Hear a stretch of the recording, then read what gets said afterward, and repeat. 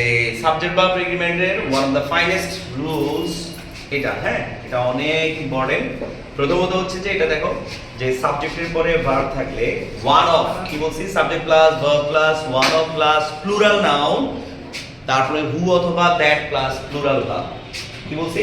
Subject plus verb plus one of plus plural noun. কি বলছি? Plural noun plus who অথবা that.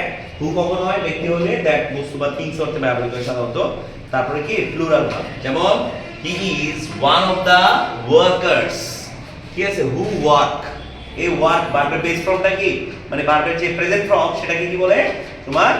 Singular না plural? Plural.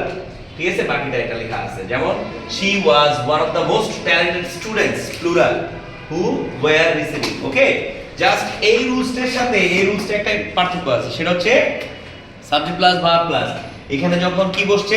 Only. Only, কিন্তু এটা কিন্তু অনলি ছিল না, এখানে কি কি আছে? অনলি। এই অনলি থাকার কারণে এই হু এবং দ্যাট এর পরে কি বসবে? সিঙ্গুলার ভার্ব, শুধু অনলি থাকার কারণে। আর অনলিটা যদি না থাকতো প্লুরাল ভার্ব হতো। তাহলে he is only one of the workers, এই যে ওয়ার্কার্স প্লুরাল। ঠিক আছে? কিন্তু অনলি থাকার কারণে এই জায়গায় ভার্ব কি হয়েছে বলো? এটা না হয়ে এটা হয়েছে, তাই না?